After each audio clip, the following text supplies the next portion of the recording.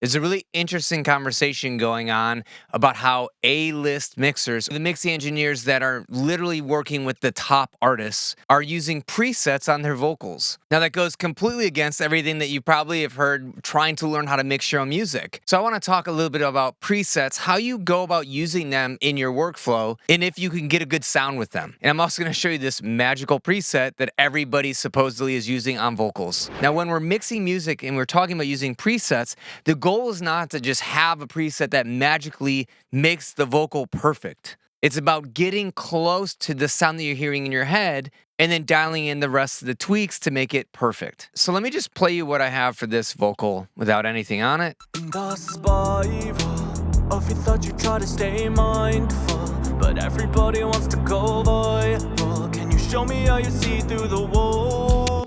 So that sounds pretty good right out the gate. I just have a reverb and delay plugin called Clarity Delay that adds that really long reverb tail. But other than that, there's like no EQing going on, and I've muted all this stuff. So let's talk about when you'd use a preset. Right now, the vocal's sounding pretty good, but it does feel a little bit unpolished. This magical preset that everybody's talking about, all these A-list mixers using in their sessions for vocals, is this one by Waves. It's called C4. It's an old plugin that people have been using forever, and it's just the pop vocal setting. So why does this preset work so well? Let's hear what it does to this vocal. Stay mindful, but everybody wants to go viral. Can you show me how you see through the walls? So just swipe up. Nothing I could do would be enough of that dopamine rush. You learn to fake love. No, the highs don't equate to your falls. So it does sound pretty good on this vocal. I get why a lot of people like using it. The vocal feels a lot more controlled now. There's a little bit of brightness and presence boost, which we get from these two bands, but it doesn't get overly sharp and sibilant. And that's because of this range knob.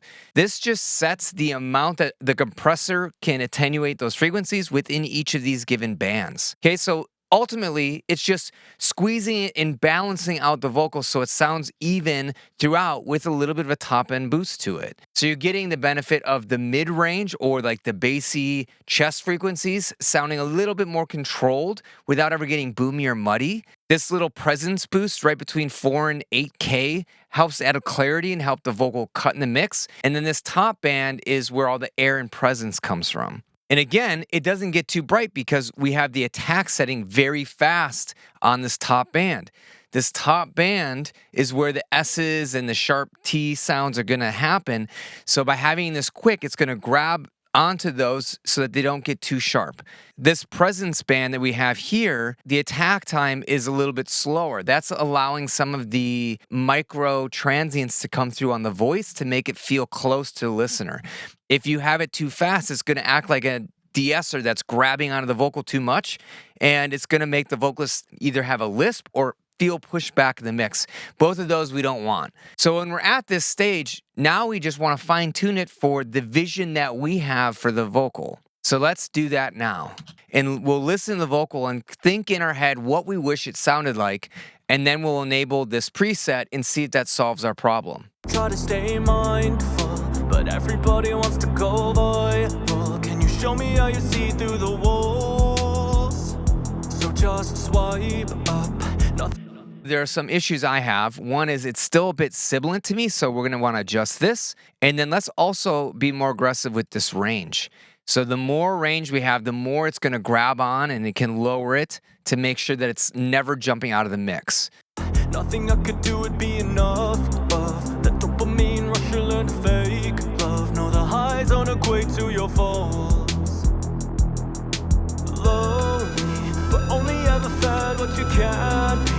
No one gives a if you're happy. And then I'm going to adjust this threshold a little bit. I want this to be a little bit faster so it's grabbing onto the transients now, but it's happening too often. And so we're losing that nice presence that we had. So I'm just going to adjust this threshold back, and maybe we'll pull the range up a tiny bit just to be a little bit more loose. Everybody wants to go viral. Can you show me how you see through the wall? Let's add a little bit more presence by increasing the gain.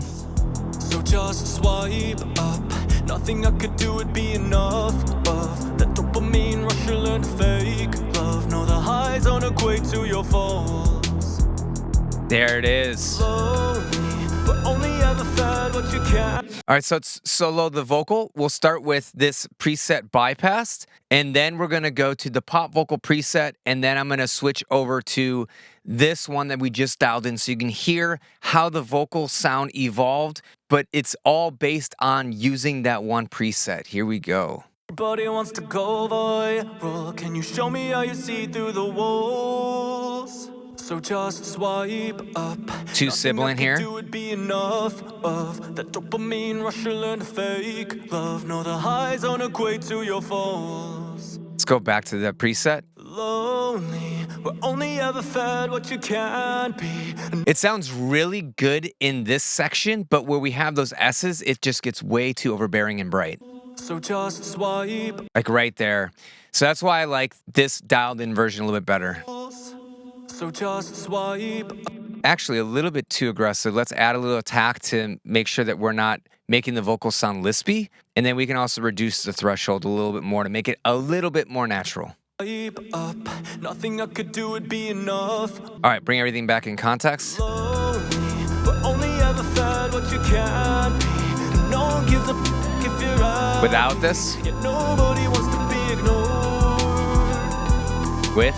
Slowly, losing all our minds in the smoke screen. Awesome. So, I mean, at this point, that's a finished vocal sound. So let's just quickly throw this limiter on there. Mindful, but everybody wants to go viral. Can you show me how you see through the walls?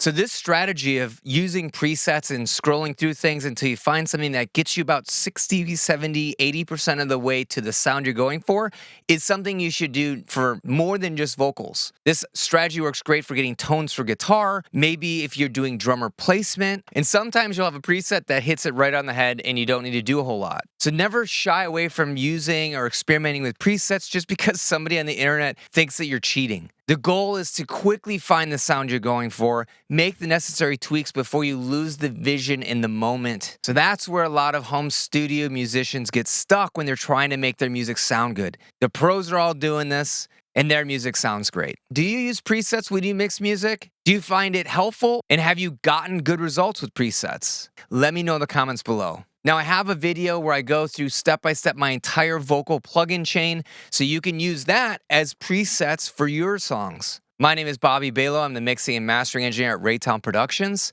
I'll see you in the next video.